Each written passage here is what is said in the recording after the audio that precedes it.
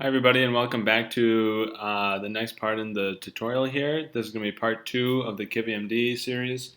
In this one, before I actually get into any widgets, like specific examples of widgets, I just want to show you guys how to sort of discover things yourself when you're working with KivyMD. Basically, how to learn what widgets are available and how to use them. So the first thing I'm going to do is I'll make a copy of the KivyMD that I downloaded in the last video.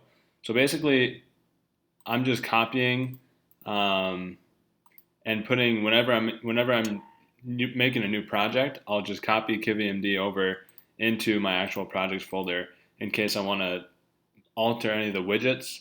And also because KivyMD is under continuous development, if you download from GitHub, 1 month and the next month you download it again, a widget might not work the exact same. So this is just a little bit makes things easier for you. All right, so I've got KivyMD in my project here. So what I'll do is I'll open up that demo app just like I did during the last video. So I'll go to KivyMD, and then I'll go to Demos, and then I'll go to Kitchen Sink, and then Python 3 main.py. So this Kitchen Sink demo shows you all the widgets that are available to you, okay? So say you want to learn how like chips work. So these are chips, each one of these guys. So I'm gonna make a video on chips, but it might be in a couple months or something. I'm not sure exactly. So if you want to learn for yourself, um, basically you say, okay, I want to learn what chips are, and then each item in here, there is basically a module in the KivyMD folder for. So I want to go find the chips module. So here I am in my project. So I'll go into the KivyMD folder and then open up this KivyMD inside of there. And so you can see each one of these modules basically is the code for each one of the widgets that's in the demo app. So I would say get familiar with the demo app and be thinking, okay, what do I want to use in my app? Say you want to use a chips, like I said. Then you look here for like, oh, there's chips.py. So if I open that up, there's really good documentation on all of this. It tells you who did the code, of course. Thank you, Ivanov Yuri. We appreciate your effort for sure. So you can see, all right, this was designed to the material design standards. Here's an example. There's an example in every single one of these files on how to use these widgets. So basically, this is how I had to teach myself. So before I get to a video for your widget that you want to use, this might be how you have to learn it. Okay, so basically we see in this example, MD chip, that is the name of the widget. So I would want to do this, import MD chip into my project. And then I'll just do some searching. What is going on here?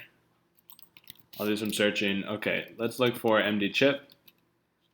Okay, so here it's being used in the example. So MD chip has a label, a color, an icon, and a callback.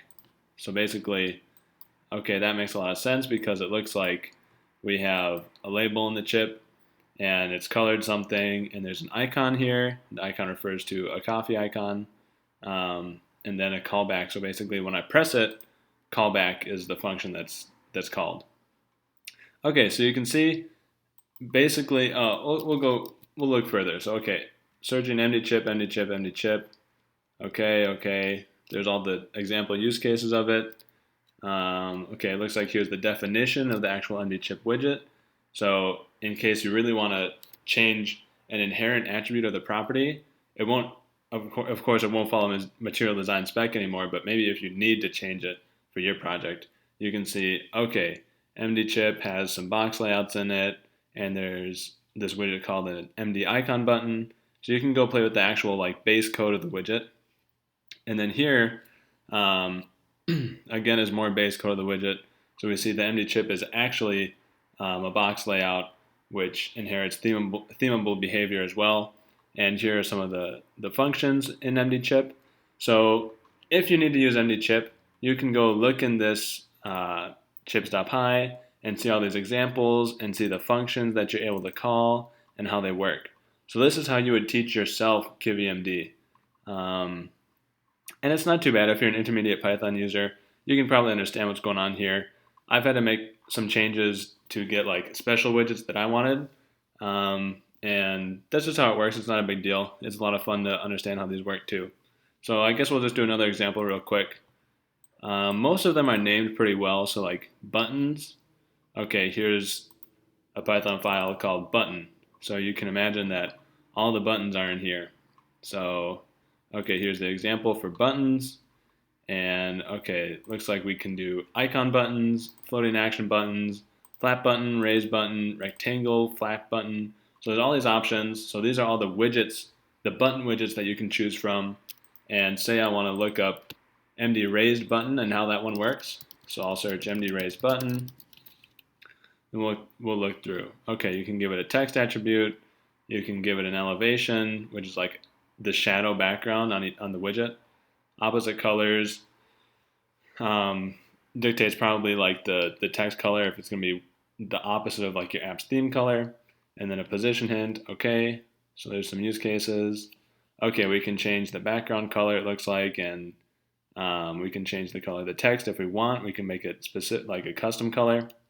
So you can see, basically, this is all the attributes that you can change and use. So if you need to use this button, you can look here, and okay, I guess I can use these widgets or these attributes of the MD raise button widget in my app.